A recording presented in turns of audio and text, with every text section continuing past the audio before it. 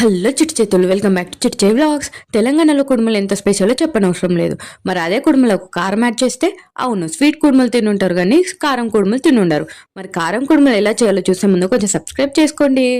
First బియ్యం పిండిలో కొంచెం ఉప్పు వేసుకొని దాన్ని హాట్ వాటర్తో ఒక ముద్దలాగా చేసుకోవాలి. దాన్నే కుడుముల షేప్ చేసుకొని స్టీమ్కి వదిలేయాలి.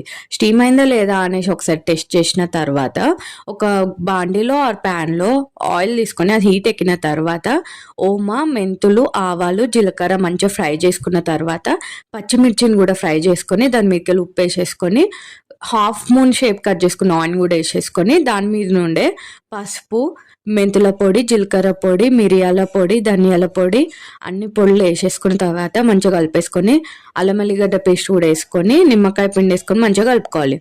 ఇప్పుడు కుడుములని తీసుకొని ఒక్క దాంట్లో 4 పార్ట్స్ వచ్చేటట్టు కట్ చేసుకొని మంచిగా దాంట్లో వేసుకొని కలుపుకోవాలి. సర్వింగ్ ప్లేట్ ఆర్ సర్వింగ్ బౌల్లో తీసుకుంటే రెడీ.